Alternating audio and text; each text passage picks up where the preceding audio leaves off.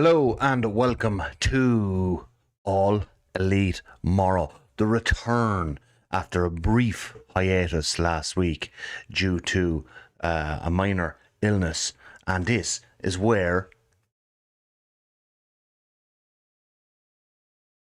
the best talk wrestling, baby. Why did I do that? I don't know why I did that. I just did it. Yeah, I logged into YouTube today, half an hour ago, and the whole layout screen was different. They updated the stream layout system, and I didn't have a clue what was going on. I was worried that I wouldn't be able to get this started, but we're started. Oisin Mac, yup, the morons in the house. The morons are in the house. How are you, Osh? All good? I know you watched Saturday night's main event. A lot to talk about in regards to Saturday night's main event. I also don't want to do too much because me and Shane recorded a full episode yesterday, kind of mainly on Cena's last year, but a lot as well on Saturday night's. We didn't go into super detail on Saturday night's main event, but we did a full episode kind of on Cena's last year, and that should be coming out really probably any time. Davey Ayres, hello Mr. Morrow, how are you, Mr. Ayres? All good, bro, all good. It's been 2 weeks. Yeah, I was a little bit sick last week, and also I am in the midst of downsizing and moving the business to a new location, so I'm very, very, very busy. But I was sick. That was the main reason I didn't do it last week. But yeah, me and Shane did a big, well over an hour, I'd say, on Cena's last year yesterday. There was a minor sense of deflation as to how the year went in general. And I think a lot of it was us kind of opining on what could have been. So I think really it was word up, Neil. Word up. Neil definitely watched John Cena's last match. Jump into some fan responses. David says, Grand thanks, just ate some spicy noodles, saw them on fire. David, very important question. Were these homemade spicy noodles, or did you purchase said spicy noodles in some sort of takeaway establishment? There's nowhere near me that does good noodles. I got an Indian over the weekend, and that wasn't good either. When I lived in the Middle East, that's one thing they knew how to do, was a cracker Indian. I feel like there's a lot of good ones in Ireland. I just don't feel like there's any tremendous ones in Kilkenny. This is the Food Fan Food Show, Spicy Noodle Edition. Word Life. This is basic Ronanomics. Ronan, the analyst, in the house. How you doing, Ronan? All good? Ronan, I'm starting with one of two of Ronan's responses here. From the Instagram today. Instant Buldak brand red ones. I've never had that. Buldak. I'll have a look for them. I like a spicy noodle. So Ronan today on the Instagram said they need to use the heat Gunter has to make him Cody's main rival. They won't be bought again. David Ayres says, stay away from those noodles. He did. Poor Ayres, he is in bits over there. That can't happen. So Ronan said they need to use the heat Gunter has to make him Cody's main rival. Two things that made me think of two things, Ron. Number one is I'm not really sure yet that Gunter has the heat. I think most of the heat is on Triple H. Now there was an excellent clip that I seen going around today of Gunter exiting the arena, getting booed vociferously by fans outside the arena, getting on the school bus, the workers' bus, and that looked awesome. And they should absolutely show that on Raw tonight. It would be a booking malpractice not to show that, because he's getting booed out of it coming out of the arena, surrounded by security, police everywhere. It just looked deadly. So they do. You're right in the sense that they need to use whatever heat they have, but they also need to transfer the heat that's on Triple H onto Gunter. I think it's really clear, particularly Cody hasn't had an actual good heel rival in all the time he's been world champ. And Gunter's been sitting there that whole time ready to be the big bad of this company. Oshi Max says tonight he's going to get the heat a la Roman Reigns after The Undertaker. I really hope so. Like, realistically, Gunter has now gone and retired Goldberg, retired Cena in what in many areas of the fan base is a much maligned finish of the match, but they can make the absolute most out of that finish. I know the people freaking out online over the finish. I loved the finish. I thought it was the right finish. We'll get into that more. Like, yeah, Cena could easily have won. It just, I don't think once they decided they were going with Gunter, then Cena couldn't have won. They had to have someone different if they wanted a happy ending for Cena. But I do think that really what they need to do is Gunter needs to win the Royal Rumble. David's going back to that a few years ago when Gunter and Cody had that great final 2 in the Rumble. Gunter was the Iron Man that year. It was very dangerous bringing in Cody near the end and having him beat. Like, in a different era, Cody could have gotten heel heat for beating Gunter in that Rumble. But I do think this year Gunter needs to win the Rumble. And I think Gunter needs to beat Cody in the main event of WrestleMania if you're really going to capitalize on having Gunter retire Cena. After Brock broke the streak, WWE, for all the shit I give their booking, they had Brock beat the streak. The fan base, much like this weekend, was up in arms, but they capitalized on it, and Brock Lesnar became their top heel and a major draw for a decade. The aim needs to be similar with Gunter, but the key to that is follow-up. Gunter has to win the Rumble, and Gunter has to beat Cody at WrestleMania. That's actually a good thing for Cody. Cody's in the midst of his second long World Heavyweight title, or Universal World Heavyweight Champion of the World, Undisputed, whatever fucking name it's gone by now. Cody's in the midst of his second one. Like, he's almost 2 years into him being the top guy in the company, and he has yet to have a generational rival. In order to set Gunter up, and Gunter's the only one there good enough, legit enough, charismatic enough to be in that position right now, and to be able to wrestle the main event style necessary, and to also be a philosophical threat to Cody. Ron Breaker's not ready for that level yet. Dominic Mysterio is not ready for that level yet. Kevin says, watch your language, old man. My kids are watching right now. My bad, brother. My bad. So I do think it's extremely important that they go all in on Gunter over the next number of months with the Royal Rumble. Put him in the WrestleMania main event. Have him beat Cody. And then you can do the story of Cody having to seek redemption by beating, by having that generational rival, because, like, you know, and it looks like they're going Cody Roman again, and they have had a great rivalry, but Roman doesn't need that. Cody doesn't need that now. You can do that a further year down the line.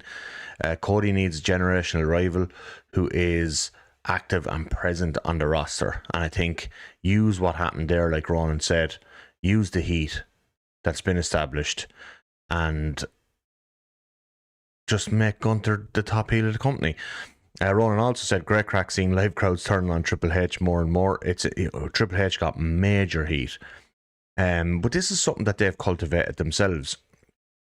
And this goes into what Kevin Abreu says, my problem is Gunter is going to overshadow Braun Breaker becoming the true top heel. Yeah, I get that as well, Kevin. Oh, just hit the microphone.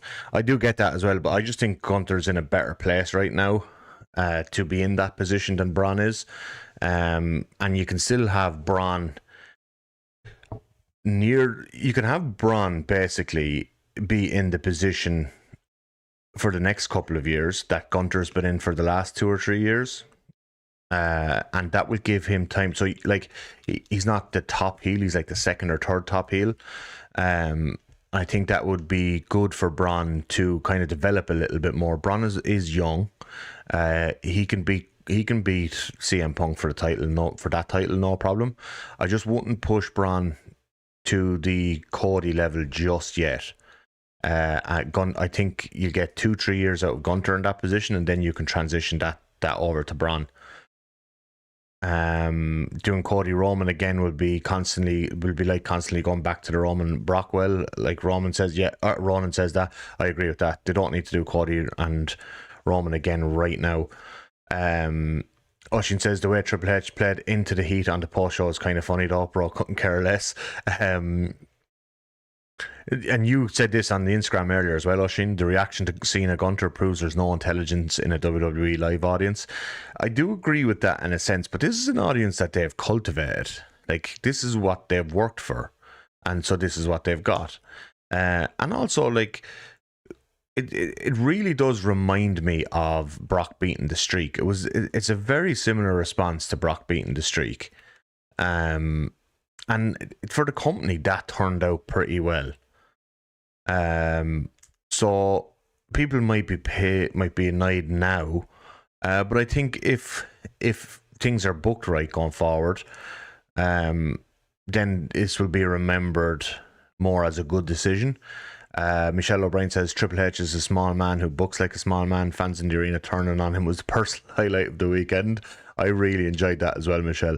And the one thing that really annoyed me about Triple H is when he went on the post-show thing and the fans were there chanting it. Imagine, like, the fans were chanting AEW at Triple H. Imagine the discourse. And that's the most hardcore of most hardcore fans. They were the guys who paid thousands to see John Cena's final match, and they were the ones chanting AEW at Triple H. Imagine there was a post-show thing where there was fans chanting WWE at Tony Khan. We would never hear the end of it. Never hear the end of it. But yeah, the real annoying thing about that was Triple H went on that post-show thing, and like, he was talking about it being his decision. I'm like, stop exposing it. You're taking the heat. That heat needs to go to Gunter. It's like Triple H was hoovering up the heat that should be going to Gunter. He's such small-minded, can't see the future, wants it to be all about himself. Like, and this is why his booking hasn't worked for the last year and a half, year at least, but I think going back as far as at least Survivor Series 2024, Triple H's booking hasn't worked because he wants it to be about him when really this should all be about Gunter. Kevin Abreu says AJ Styles probably mad backstage about that botch. Yeah, the botch was weird, but also I remember years ago on the Indies, AJ did a whole storyline about slipping on the ropes, and I'm wondering, was it a botch? If it was a botch, Leon Slater acted like a complete veteran in the moment, so fair play to him. If it wasn't a botch, I have a sneaking suspicion, and obviously I don't know for sure, I have a sneaking suspicion that this is playing into AJ's retirement run that's probably coming up pretty soon. He's going to start talking about, like, there'll be a crisis of confidence of can he do it anymore, and the botch was kind of the start of that. So I think it might have been a deliberate botch. Ronan says Triple H seemed a little rattled when they started chanting AEW. Absolutely seemed rattled at that point. It doesn't help when Triple H and Stephanie are all over the show again. Ronan, we've been through this already. We had the authority that felt like it was just going on forever and ever and ever. Oshin says the best thing he's arguably booked is himself after all. Yeah, that would be true. That would be true. Neil says, thank F, that's over. Didn't enjoy the retirement run, Neil? You didn't enjoy the year of Cena's retirement? Cottle Crow asks, who's my 2025 wrestler of the year? For Cottle, it's Mox. Haven't quite narrowed it down yet. 2 weeks time on All Elite Morro, I'm going to do my end of year kind of recap awards, the Morries, which will include, I think I'm going to do top 10 for the rest of the year, but I'm thinking along the lines of Mystico, Moxley, Saya Kamatani, Mercedes Moné. I think Bandito has to be in the discussion. Maybe Takeshita in the discussion. It's an interesting one. It's an interesting one. I think Moxley for sure is in the discussion.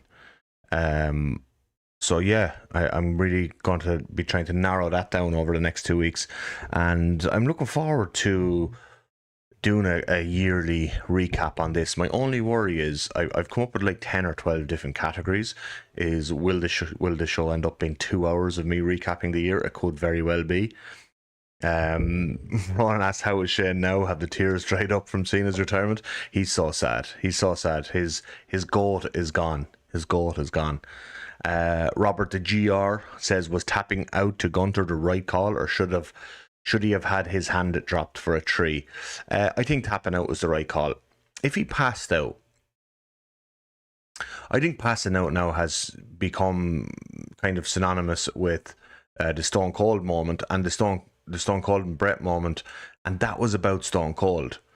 Tapping out makes the finish more about Gunter, and I think that Cena's mind is tapping out to Gunter gives Gunter all the focus and leverage long term in that scenario. If Cena passes out, it becomes more about Cena's dignity and more about Cena's story. So I think the tap out makes it more about Gunter, and that's why I probably think that was the right decision. Aaron Reynolds says that was probably the best Saturday night's main event since it returned. I totally agree with that, Aaron. I thought both in terms of like quality up and down the card, the heat in the crowd, the structure of the overall show, it didn't feel as abrasive with ads as previous versions. I thought it was just a much nicer viewing experience. A part of that was certainly how hot the crowd was for most of the show, but the match quality in that was pretty good too. So I do think, in fact, I think it might have been my most enjoyable WWE PLE all year. There's been some decent ones, but I thought that was the most I kind of enjoyed the show start to finish. Ribshot, the main man, are people mad at the overall way it happened or the fact he lost? He definitely should have lost. That's a really good question, Ribshot. I think people hated the tap out, the never give up thing. So yeah, I think look, this is the fan base that WWE have cultivated. They're also just mad that he lost. It was crazy to me that like online I was seeing like there was an expectation that Cena would be winning. I had no expectation that he'd win, and I don't think like anyone that I had directly conversed with in the days leading up to the match, none of those had an expectation that he was winning either. I thought it was kind of obvious that he was going to lose, but I suppose the WWE fan base, in some regards, I've spoke about this before, I think there was a major turnover in fan base during the pandemic and slightly post-pandemic. So a lot of the hardcore fan base are quite young, and they seem to be that modern fan, not a fan who wants to go back and delve into the history of pro wrestling. They're just happy with what they're being presented with. Well, they were happy with what they were being presented with from WWE. So I think in some ways there was an expectation that the hero would go out on top from that section of the fan base. That's not the whole fan base. That's a section of the fan base. I also think there's just people who got into wrestling because of John Cena, and you know, they have been following his whole career, and as a result are used to Super Cena and always seeing him kind of win in the end, and therefore they're sad that he lost. So yeah, I think like for any seasoned wrestling fans who started watching pre John Cena, I think we all kind of expected that Cena would lose. And I think some people even expected that he tapped out. I didn't expect him to tap out. I'm not going to claim that I had that prediction. I did not. I honestly expected a pinfall, not a tap out or a pass out. I thought it might be a series of power bombs or something. Or like kind of in how he lost to Brock Lesnar with a series of finishers. I thought maybe a series of power bombs would finish Cena. So yeah, I think that's probably it. Ronan says star making for Oban Sal Ruka. Yeah, I'm going to get into two of those in a minute. I thought both of them came out looking really good. Oshin Mac says, I think the reaction to it also shows a concerning lack of understanding of wrestling. Yeah, and the thing about that, Oshin, is you're right, but are you surprised? I'm not surprised at that level of reaction, because a lot of that modern fan we can see, and this is like the terminally online young modern fan who kind of got into it post-COVID time. They don't show an interest in learning the history of pro wrestling or delving into anything outside what WWE are feeding them. So therefore, the lack of understanding of wrestling is not surprising in my mind. Neil says, not my goat. Yeah, I look, anyone who thinks that John Cena is legit the goat, come on, like it's very, very hard to take that opinion seriously.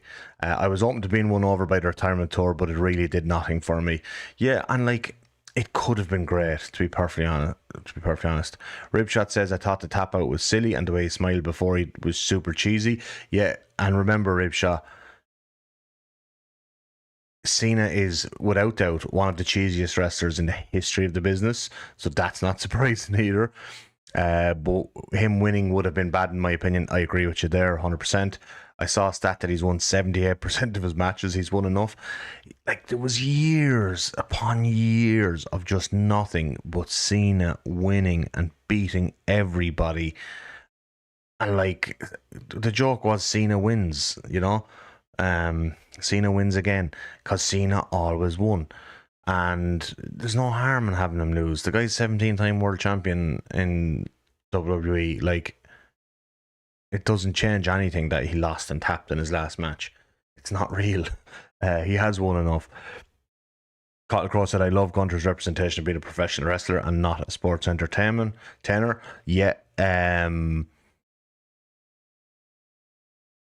Yeah, and like, I think that's where the philosophy thing comes in with Cody, and I think that's what their feud should be based on, is Gunter being a different type of challenge, and almost like Gunter, almost not as an actual foreign invader, but a philosophical invader of the WWE, and coming to dominate and having to be taken down by the WWE's own created babyface in Cody Rhodes. I'm not saying he is a created babyface, but that's what the story would be. Gunter should be a philosophical invader who is trying to change the very fabric of what WWE wrestling represents. And actually, to some of us, that actually might be a babyface, but to their fan base, that would be a heel. So I think that would work. Ronan says he should have tapped out to the most loose-looking STF. That would have been apropos.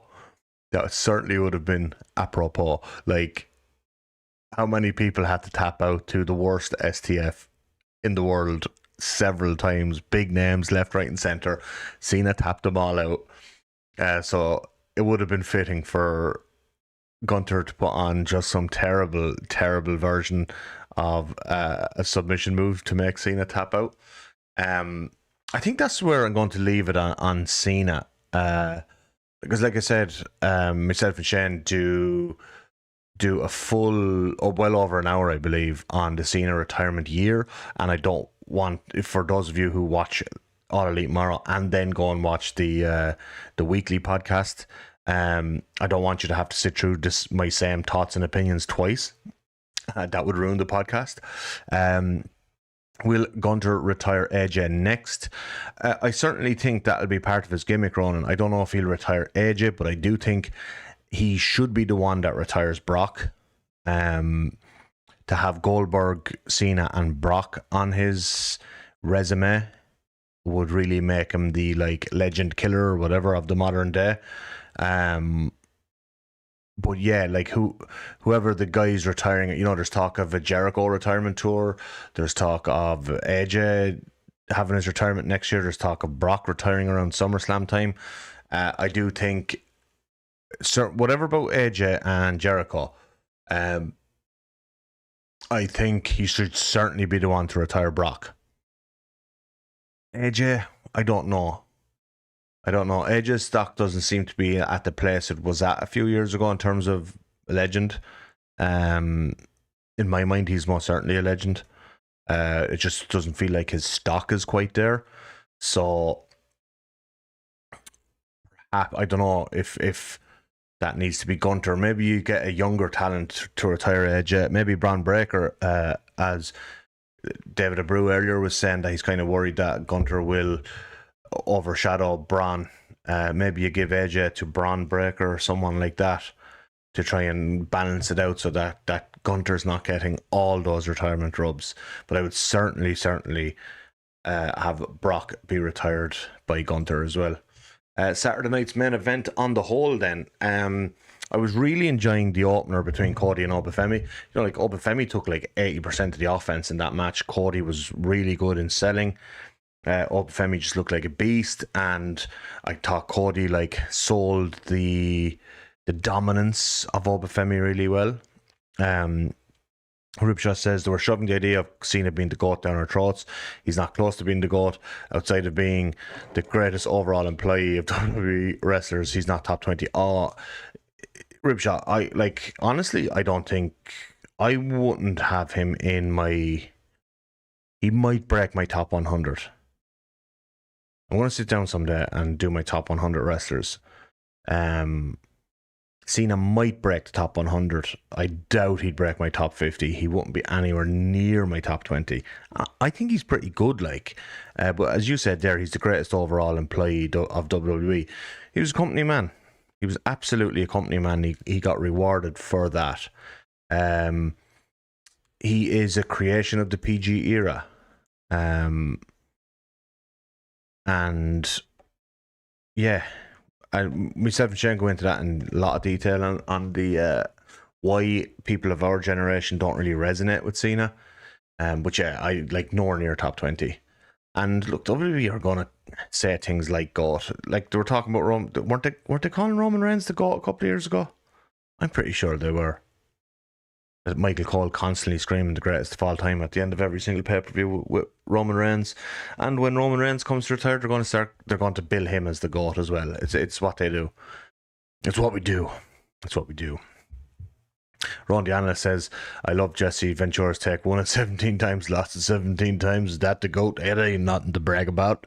Jesse Ventura was just fantastic.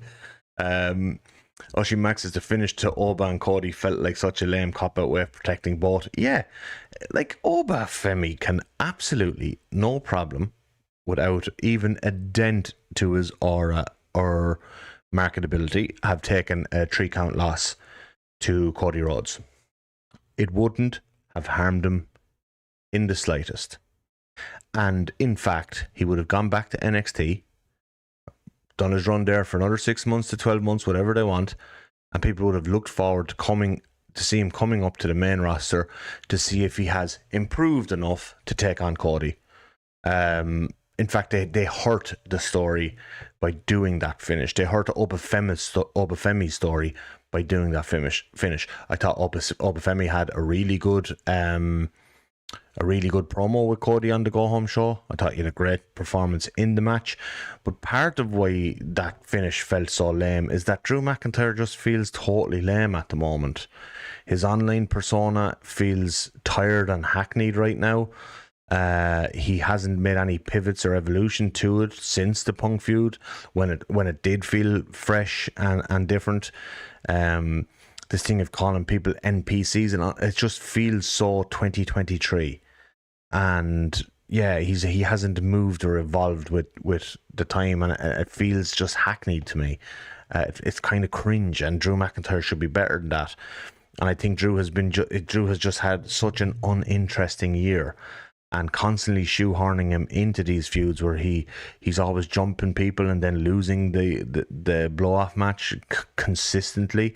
And even when they do blow off matches with him, they just find some nonsense way of getting him back into these programs again and again.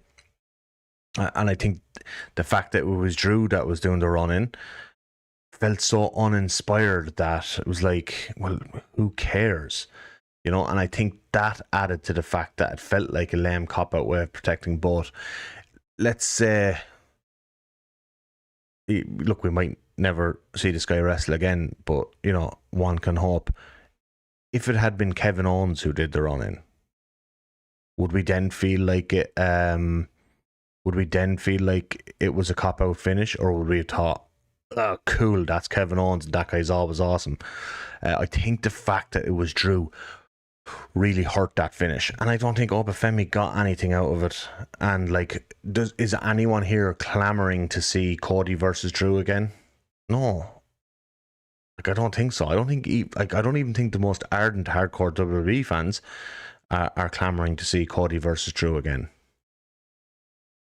You know, and like, it was happening in the midst of a very enjoyable match, one where I thought Cody's selling was on point, and I thought Obafemi's offense looked like really cool.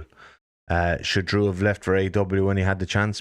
Possibly, but if he had showed up to AEW with the current character he's running, I think he'd have been eaten alive by other more interesting characters on that roster. Like, who's a more compelling heel right now? Ricochet or Drew McIntyre? Kyle Fletcher or Drew McIntyre? Okada or Drew McIntyre? MJF or Drew McIntyre? Samoa Joe or Drew McIntyre? I think if he had showed up with his current version of that character, he would be no more than a mid-card act. Because the heel side of the AEW roster at the moment is balls to the wall on fire. It's particularly around the upper mid card.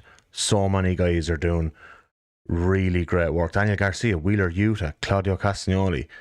Is Drew more compelling than any of those in his current iteration? If you go back to 2023, 2024, yeah. Drew mid 2024 could have showed up in AEW and been the top heel in the company. Drew late 2025 is mid-card at best. So that's kind of how I feel about that, Cottle, is would he have done anything interesting to change himself? Because he should be doing that now. Ronan says the Oba entrance has a good big time feel to it. It's very... I thought Salaruka was good. And the match was designed to highlight her dynamic offense. And Bailey was the perfect base and opponent for that. But I was just so impressed with Obafemi. Obafemi felt like, you know, top guy potential in terms of everything. Presentation, look, attitude. Felt really comfortable. Felt like the match wasn't overly choreographed to suit him, whereas Salaruka felt a little bit more choreographed, despite the fact it was still good. I felt like Oba and Leon Slater were the two that really caught my attention on this show, outside of, obviously, you know, what we came to see. Drew has become the new Braun Strowman. That's actually a perfect way of putting it, Ronan. He really is becoming a new Braun Strowman. Like, and Braun Strowman, because Braun Strowman had times where he was like super over and super hot with the crowd, and he just nothing ever changed, and it just became so samey, so predictable, and really boring after a while. And then he physically started to degrade around the same time. Now, I don't think Drew is physically declining as of yet. But it's always a danger when a wrestler gets to that kind of early 40s mark. They can begin a rapid period of physical decline, which is kind of sad in so many ways, because that's when a lot of wrestlers are at their wrestling IQ peak, and then their body starts to decline. I felt that with Kevin Owens a little bit, that his body is starting to give up on him while his wrestling IQ is at a higher level than ever. Now his, in my opinion, wrestling IQ is so high and he's so good that he could actually decline a lot more and still be fantastic. But that could happen to Drew. Like, Drew's wrestling IQ now at the minute, to me, seems to be very poor. He's not seeing the bigger picture of what he needs to do, and if he starts to physically decline on top of that, he's in Braun Strowman territory. So then the Sol Ruca Bailey match, again, I really enjoyed that match. And great win for Sol Ruca. The finish was fantastic. Sol Ruca, Ronan says as well, it's such a shame Drew's peak came during COVID. Yeah. You do feel bad for him in that sense. Like, beats Brock for the title. It was Brock, wasn't it? Who did Strowman beat? Goldberg? And Drew beat Brock. Am I remembering that right? That's such a hazy time for me. No fans, and he felt hot, but you could just never tell. It is sad. I thought the Sol Ruca Bailey match was really good. It's just solid match. Bailey was fantastic. Sol Ruca looked great. Finish was, it was one of the best ways I've seen her get into that finish. Again, now, and I've said this about Bandito, and this affects my viewing of Bandito so much that I could pick Bandito for Wrestler of the Year, but I hate to set up to his finish. Therefore, it actually hurts his overall perception in my eyes. And I feel the same about Sol Ruca. Any finish that needs, and same with like 619, any finish that needs interactivity with anything other than the two wrestlers, except like jumping off the top rope, that's different. And AJ doing the springboard, that's different, because the wrestler taking the move doesn't have to be in an exact certain position interacting with the surroundings. But yeah, I like her. Sol Ruca's finish looks super impressive, but I'm going to hate it long term for that simple reason. And then the AJ Styles Dragon Lee versus Javon Evans and Leon Slater tag match, it was only getting going. I really wanted, like, I think if that had another like 7 or 8 minutes, didn't even have to be a long match. It was like this match was, or this show was on streaming. It didn't need to be capped at any certain time. But like the Cody Gobafemi match goes 9 minutes to a no contest. The Sol Ruca Bailey match goes 9 minutes to a good finish. And then the tag match, and for whatever reason, it was a non-title match. I don't know why. AJ Styles and Dragon Lee beat Javon Evans and Leon Slater in 6.5 minutes. It was really only warming up. I was really enjoying it. I thought Leon Slater and Javon Evans looked great. I was so happy to see Dragon Lee get a pay-per-view match. Like, you know, AJ is coming to the end of his run. Just give me as much AJ as you possibly can until that time comes. And it just ended in 6 minutes. And what we got instead with the remaining time was Joe Hendry, The Miz, and R-Truth. Yeah, like Ron says there, it didn't even get 10 minutes on a 2.5 hour show. And like, now I'm watching the I Believe guy, and like, you were teasing me with a really fun tag match, and that gets stopped quite abruptly, so we can have I Believe in Joe Hendry, The Miz, and R-Truth.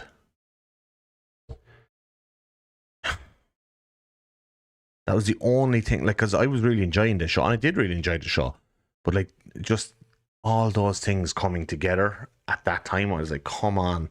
Like, I was starting to enjoy that match, and now I get Joe Hendry. It just makes me like Joe Hendry even less. Like, he's such a meme. He shouldn't. Why are we giving him time in scenarios like this? Like, Joe Hendry's hit his peak, in my opinion. He's never going to be as big as he was last year.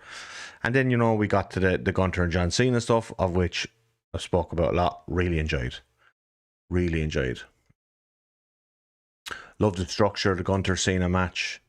I loved how the lariat spot of the multiple lariats and then asking the ref to check him and so on. I loved how that echoed the finish of using the sleeper hold multiple times.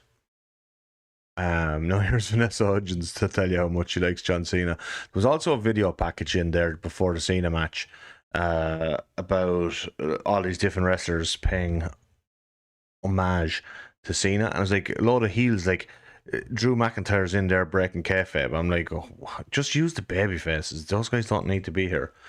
You're very anti-Scots today. How did Grado get on this week? I will never be anti-Grado. Never be anti-Grado. Anytime Grado comes to the National Stadium and does his Like a Prayer entrance, I pop like a maniac every single time. I love Grado. Grado is like the perfect opening match wrestler, especially on the indies where they can play the music. Like you get to a show, you're all jazzed up for the show. You've had a few little pints beforehand. And what's the first thing that hits? And Grado's entrance Like a Prayer. Yes, that's the perfect way to start an indie show, in my opinion. So we get TNA announced the deal starting in mid-January. I think it's 15th of January, about a month today. With AMC Thursday nights, 9 to 11. Looking forward to this. Now, I do think they're going to have to brush up on their creative before that comes. And I think a couple of things need to happen roster-wise for them, but they've got a month to sort that out.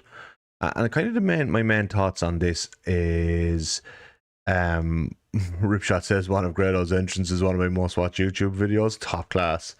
Yeah, that doesn't surprise me. It's so good. Grado's Goldberg Like a Prayer entrance was a highlight of my year. Fantastic as well, Ronan. Fantastic. TNA should get Grado, actually. Did they have him for like a few shows at one stage?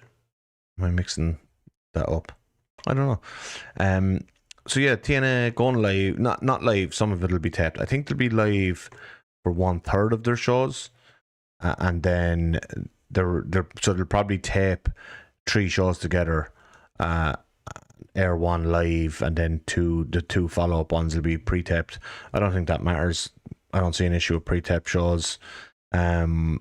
Sometimes they can actually help because it might leak that there was an absolute banger of a match or whatever, or a great angle that makes you want to watch. We still haven't got confirmation on the monetary value of this deal, but no matter what the monetary value is, regardless, it's still a good deal. AMC has more than double the coverage of what Access has, the channel that they're currently on. So that's great for TNA, regardless of what the monetary value is. The upper end figure that's been going around is 30 million over 3 years, so that would be 10 million a year. That would be a decent bit of money for the company. However, I don't know. My worry with that is that seems fantastic in terms of being able to sign talent to exclusive contracts and to kind of lock talent down a little bit more. But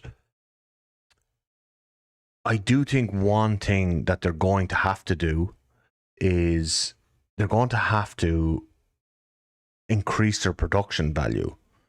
And there was a time there about 10 years ago, I think maybe 2015, where it came out that to produce an episode of Raw at the 2015 production levels was costing WWE about $1 million. And obviously, if they're getting 10 million TNA, they're not going to be able to get to that level of production. You can't be spending $1 million a week on a 10 million deal. So my only worry is that they're going to have to increase production, but I don't want that to eat into costs that they can sign talent with. I think it's going to be very important that they establish their homegrown talent early, or talent that aren't overexposed on national television. Like if they just kind of cling to the Hardys and stuff being in the prime spots all the time, it's going to get very old very quick. But I think they need to very early establish people like Mike Santana, establish people like Leon Slater, and people like that. Because I think a lot of AEW's early success came from people tuned in for Jericho, but they stayed for Darby Allin, they stayed for Orange Cassidy. They formed a connection with talent they hadn't seen before, and then that talent feels fresh and different, and it differentiates you from being a WWE 2.0 or a WWE light product. So yeah, I think for this, I think it's most certainly a good thing for TNA, but I do hope they brush up on their creative and that they highlight young, fresh, underseen talent. And I think the success of this project will hinge on that. Do I expect this to be a big ratings mover? I don't expect. I think what we'll see is probably around Collision numbers, like 250k, 200k total viewers, 0.08 or 0.9, maybe 0.07 in the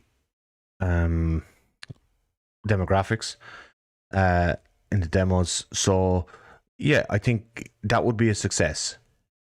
Now the first week is obviously going to do more than that, potentially even triple.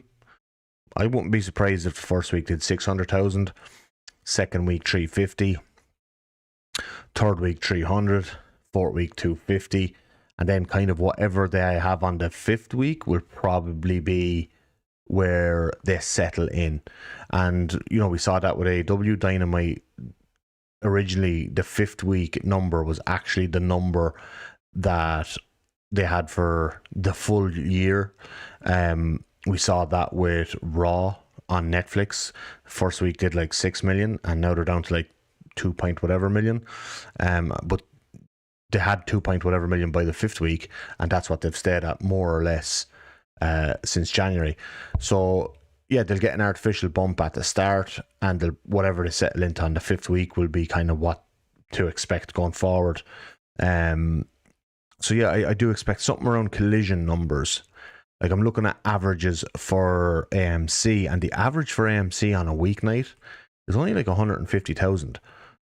So if TNA can actually do 200,000 regularly, they'll be a major success for AMC, and they'll actually get more money because they're doing more than what the channel average is. That's why one of the reasons why AEW have been so successful with their TV deals is because they're above the channel average. So paying for them is worth it. It brings a higher rating than what they could with any other property, or a property that they're not going to have to pay insane money for as well. So if and my prediction is actually that TNA is above that channel average, which will allow them to be a success and probably negotiate a better deal. So yeah, here's hoping. Roland says the problem for them is holding on to up and coming talent to get over and being snatched up for NXT. That is a major problem, because the problem, what will happen there on, let's say we get 6 months in and you've tuned into TNA and you've become enamored with Mike Santana, you've become enamored with Leon Slater, you've become enamored with whoever, and then within 6 months to a year that talent moves to NXT, both Leon Slater and Mike Santana. What's that viewer going to do? That viewer is just going to go over and watch NXT instead on Tuesdays, and you've lost that viewer to NXT because your talent has moved. Particularly if it becomes like a feeder system to NXT, then people will just stop watching because you can just watch NXT, and you don't get the satisfaction of following people's journeys for the long term. I think it's one of the reasons why AEW has been quite successful is they managed to hold on to their young talent like MJF, like Darby Allin, and us as the viewer have got to follow their journey throughout the company. Like, let's be fair, Cody Rhodes going to WWE hurt AEW almost immeasurably, because I think a lot of fans followed him over. And if TNA becomes a feeder system from NXT, they're going to be starting with not a huge fan base, but maybe a pretty decent one. But if a lot of those fans follow over the likes of Leon Slater, Mike Santana, then TNA won't be a successful television product. But I have high hopes. And the Netflix to Warner Brothers, or Netflix buying Warner Brothers thing, that's something I just wanted to briefly, because what's annoying me about this one is there are, I suppose, the grifters in the podcasting world are making concrete claims based on this and how it will affect AEW and how it'll be good for WWE with Netflix and blah blah blah. There's a fair chance this deal never goes through. There's a fair chance the Paramount deal never goes through. And anyone who's making definitive claims on this now is full of shit and are 100% a grifter, because this thing is so far from being done that, like, let's be honest, this could be great for AEW. It could be life-threatening for AEW. Right now, at this point in time, it is impossible, because we just don't know how this is going to shake out. This is a conversation I'd imagine we'll be having only with full knowledge somewhere early 2027. And yes, I did buy Warner Brothers stock 4 months ago when I heard the rumor, and I made some money on it.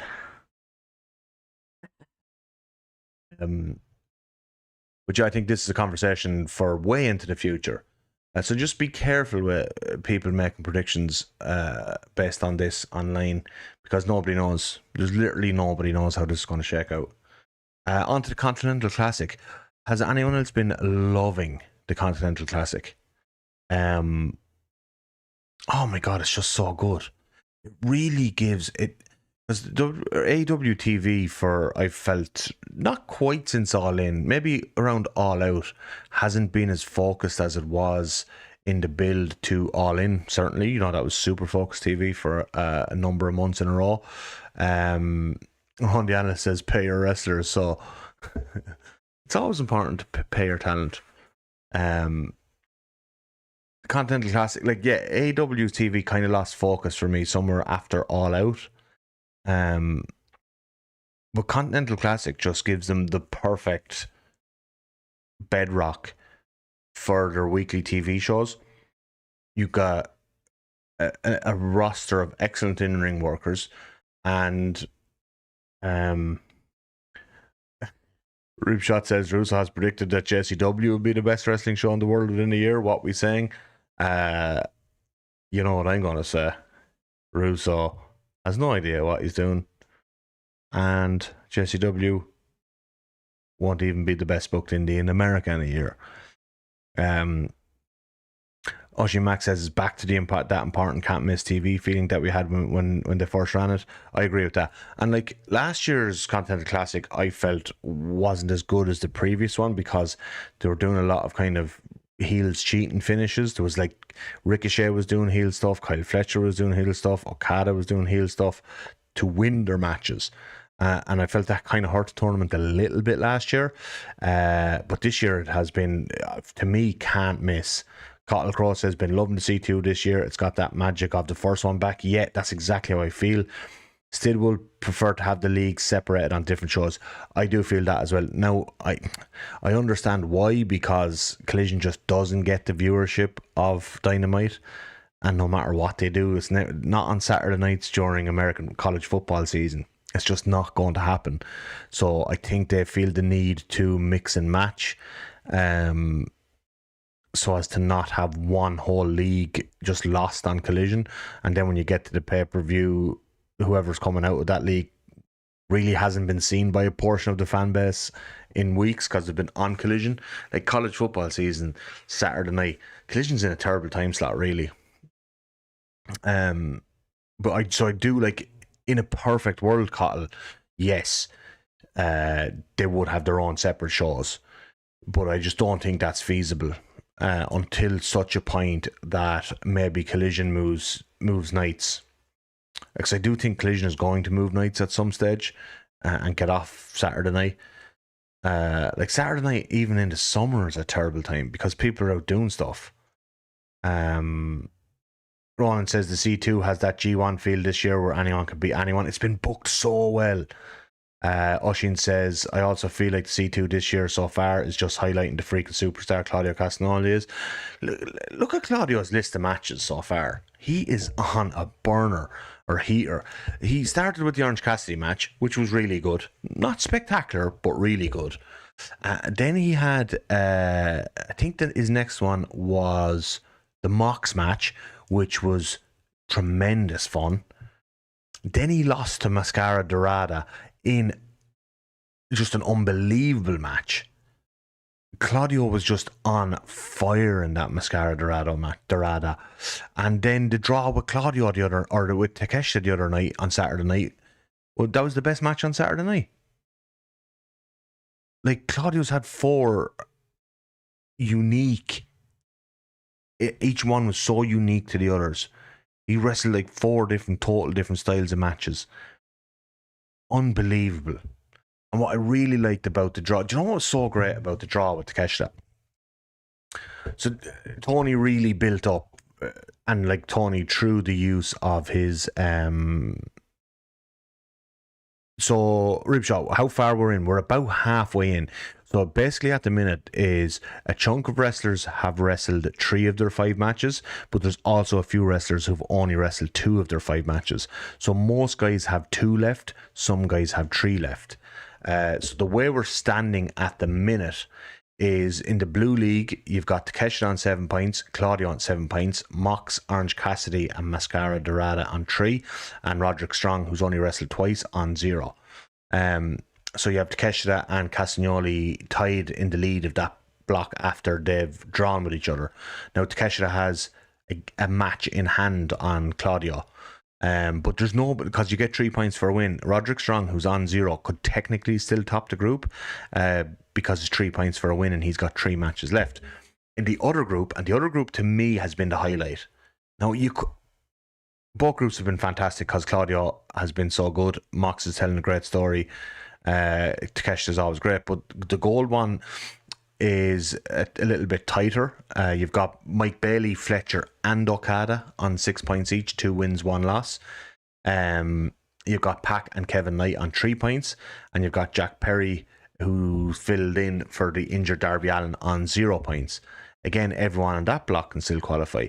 So we're basically halfway in, everyone can still qualify.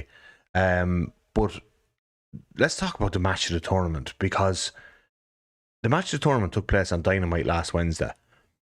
And I think it was the best TV match of the year in any company. And that was Speedball Mike Bailey defeating Kyle Fletcher by pinfall in 19 minutes 10 seconds. And the 19 minutes 10 seconds is important because these are 20-minute time limit matches. And he essentially beats him at the very, like, almost instantly after the ring announcer makes the 1 minute left announcement. This match is one of the best TV matches easily of the last year, if not the best. Might be the best TV match of the year.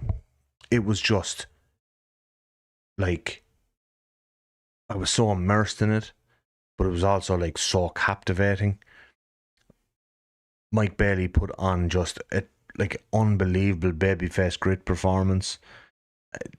Things these guys were willing to do, and Kyle Fletcher's follow-up pre-recorded promo for Collision was insane.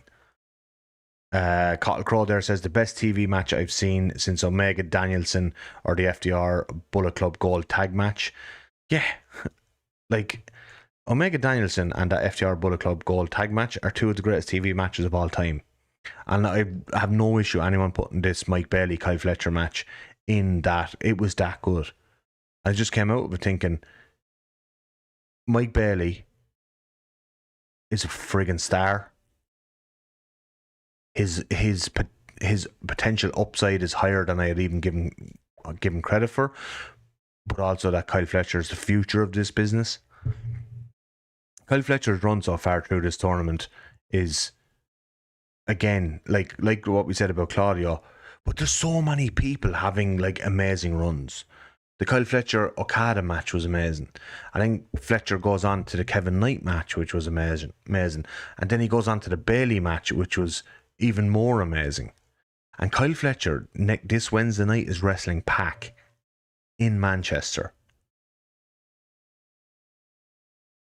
Think that has a shot to be match of the tournament. And I'm saying that after I've just saying that Bailey and Fletcher had one of the greatest TV matches of all time. This tournament has been unbelievable. Unbelievable television. If you like wrestling, this tournament is designed for you. I'll always love the first Continental Classic. But honestly, this is trending to be the best one yet. And the first one was just insane. Like, the first one had that Danielson Andrade match. Yeah. The second one, the group stage itself wasn't incredible, but the Beast Martyrs put on like 5 good matches. But the final with Okada and Ospreay was incredible. Whereas that was the second one. The first one, the group stages were amazing, but I wasn't totally gone on the Eddie Kingston Moxley final. So yeah, I don't know. But this year's one is honestly, I think it's their best work in a long time. Neil says his first time watching a Continental Classic, it's been brilliant. It's just such like a fresh, because you watch a year of TV wrestling, and you're getting to the end of the year, and December's usually kind of a downtime for wrestling anyway, and then everything, like the format of the weekly TV thing, is starting to get a bit tired. You're coming up to Christmas. So it's an ingenious thing to have at this time of year, because it reinvigorates the format of it. Just reinvigorates your TV for like 5-6 weeks, and gives us the viewer a totally fresh perspective for November and December, and it breaks up what can become kind of monotonous, repetitive format of weekly TV wrestling with this, because what you end up getting is a reduction in the number of angles, an increase in the number of the minutes of pure wrestling, but also you get an increase in competition as a focus. So these guys cutting their, and what I really like is they've gone away from the promos being stood backstage beside Renee or beside somebody with a microphone, which is very WWE coded in my opinion. And what they're doing this year is you're getting a lot of, and they started this in the summer, but it's really only become totally obvious now. Pre-tape promos with like Kyle Fletcher in a different location backstage, with Pac in a different location. MJF did a great one after he lost to Mark Briscoe, but they're using that style.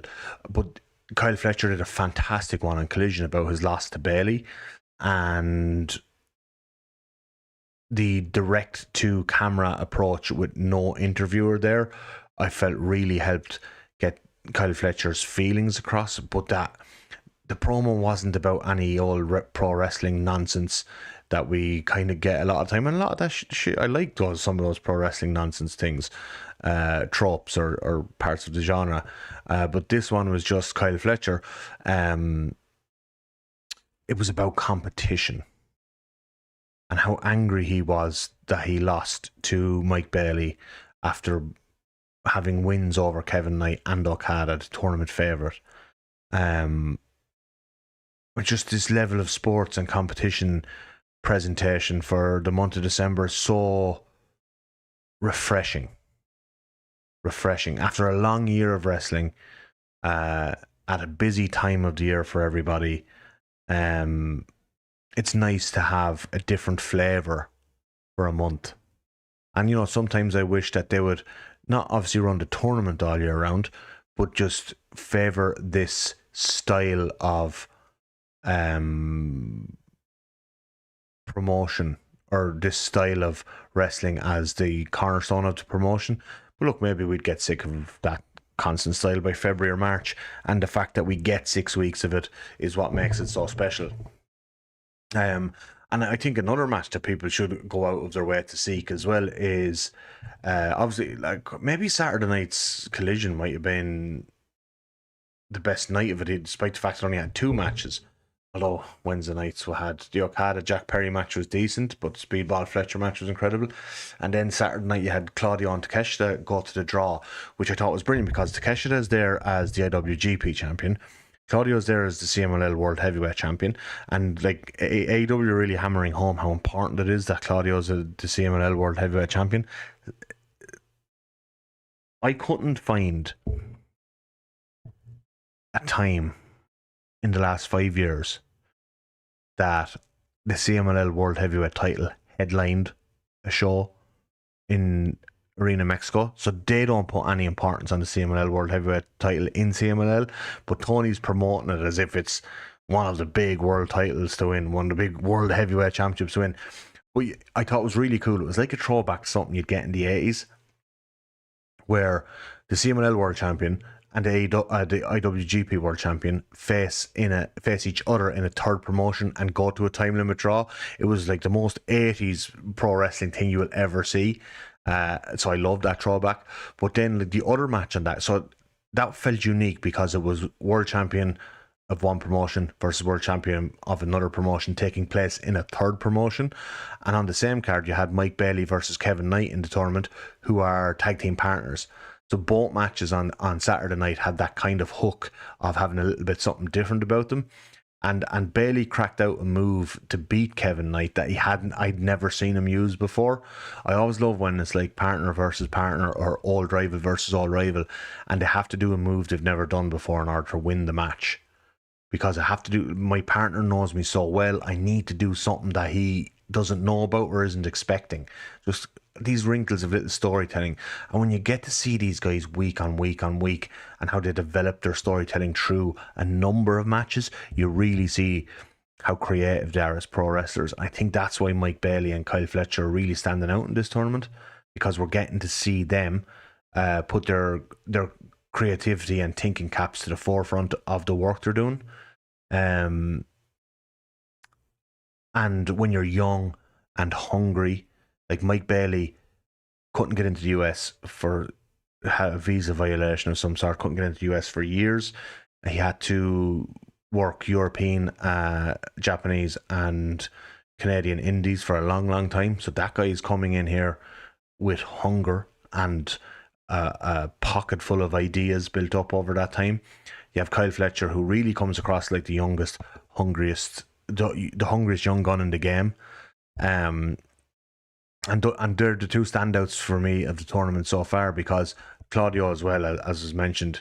But Claudio's standing out because of the variety of which he is shown. He's wrestling everybody else's best match.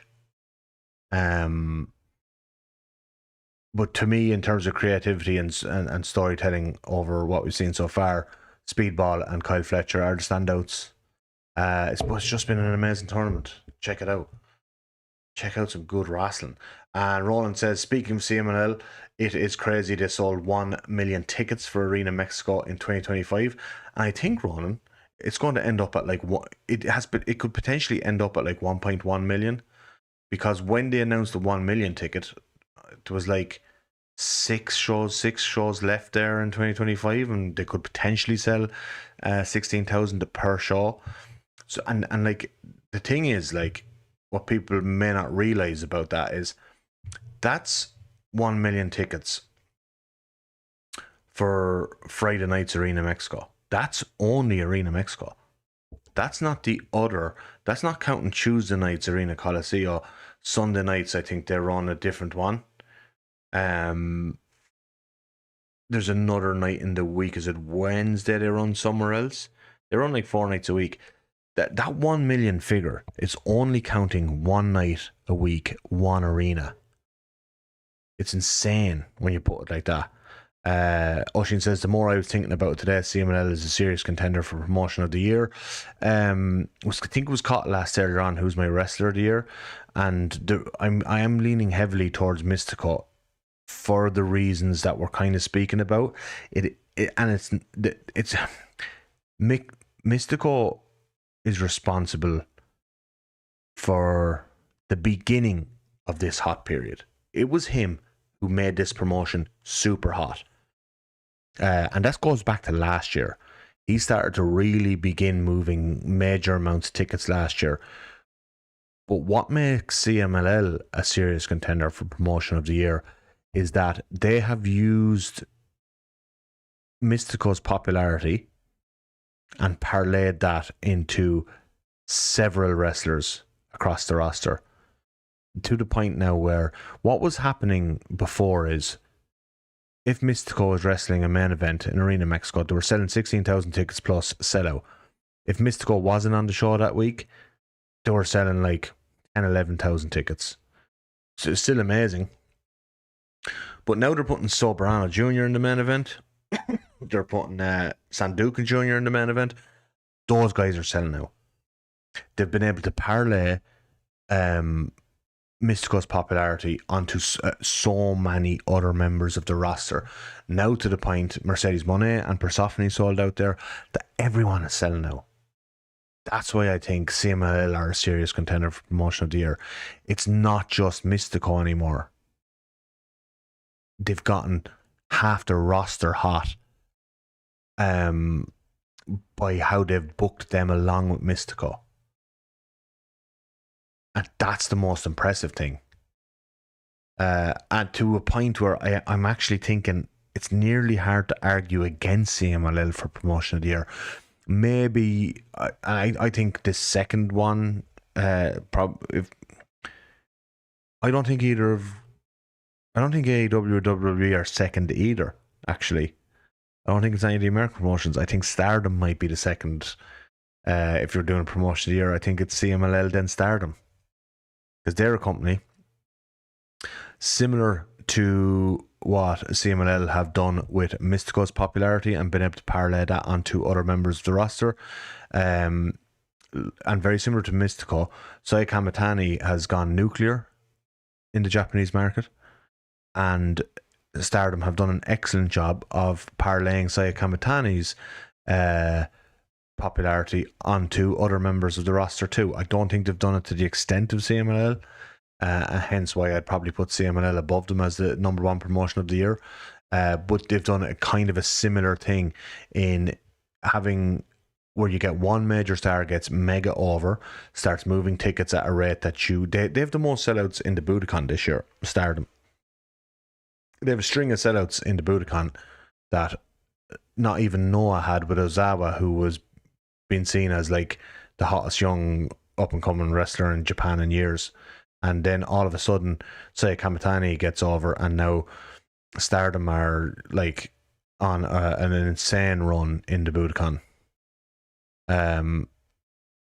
No, I don't think she's going to break records there, because I think Misawa has some sort of mad record of 180 Tokyo sellouts in a row or something from the 90s. Which, when that's years worth of sellouts. I don't see Saya Kamitani being able to break that, but obviously that doesn't mean you're not a megastar. So yeah, I think you might be onto something there, Oshin, with CMLL as a serious contender for promotion of the year, more than a serious contender. But yeah, it's been a great few weeks of wrestling, to be perfectly honest. We'll be back next week with another All Elite Morro. Hopefully talking more about the Continental Classic. I want to look up something when World's End is on. World's End.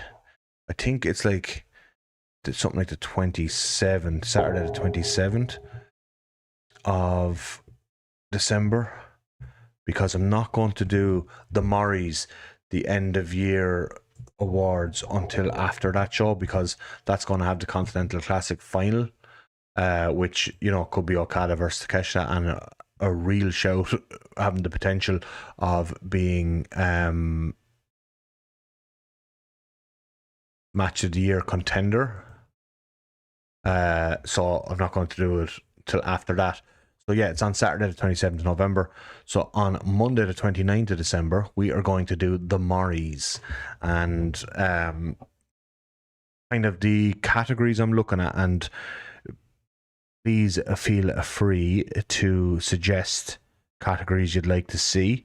This is what I have so far, and I want to keep it to about 10 or 12. I don't want to go like 27 different categories. Thanks, Cottlebud. Thank you. Always good to have you in the chat. Now, yeah, so what I'm thinking is best overall wrestler, best in-ring wrestler, best wrestler under 30, best match, best feud, best pay-per-view, best TV episode, best Irish wrestler, and best Irish wrestler under 25. They're the categories I'm thinking of. So maybe comment any other categories you'd like. Aaron Reynolds, no bother at all, but I hope you enjoyed the catch-up. Cottle Crow's going to Dynamite in Manchester. Enjoy. I'm a little bit jealous. I think it's going to be a fantastic episode. You're getting Pac versus Kyle Fletcher. Onto a winner. But yeah, be back next Monday night. Thanks a million, everybody. I've been All Elite Morro. You've been the All Elite Morons. Oshin saying MJF for best performance by a wrestler for the Mystical match. I think I'm going to have, the more I think about it, that's going to be very high up on my best match of the year list. It was so unique. It was a total throwback to a type of wrestling and a crowd reaction that's so rare. Just MJF incredible, Mystical incredible. Both of those guys were just incredible in that match. The best performance by a wrestler in a single match is actually a great category. I might add that category, Osh. Thank you very much, everybody. See you all next week. Same time, same All Elite Morro channel.